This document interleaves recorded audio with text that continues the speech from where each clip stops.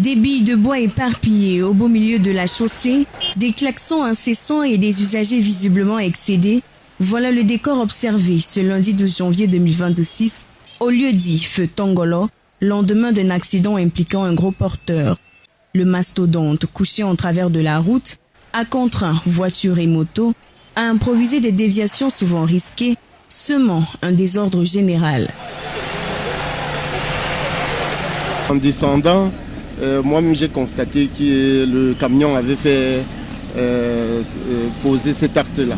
Et je suis allé tourner pour remonter. Comme je remonte là, on a des difficultés pour traverser.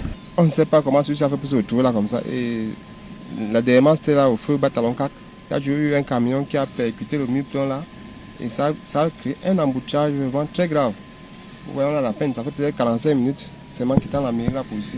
Dans cette atmosphère suffocante, des passants préfèrent continuer leur trajet à pied. Côté chauffeur, c'est l'indignation. Certains dénoncent l'arrogance des gros porteurs qui, selon eux, s'imposent comme les bailleurs de la voie publique. Quand vous voyez, c'est l'excès de vitesse. Vous voyez quand même sa position. Et je crois que ça s'est passé à une heure tardive. Bon, pour les menaces, c'est récurrent, hein, avec les gros porteurs. Ce sont les rois de la forêt et de la route aussi. Donc c'est récurrent. Chez les riverains, l'inquiétude monte.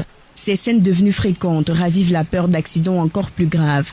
Ils appellent les autorités à une régulation plus stricte de la circulation des camions à forte charge. Passant là, j'ai vu, je me suis senti un peu effrayé parce que je me suis dit mince, est-ce que la sécurité y est quand on fait des chargements pareils? Vraiment, j'aimerais que nos aînés qui sont responsables des choses comme ça puissent prendre la peine de mieux faire, vraiment un peu plus de sécurité dans nos transports.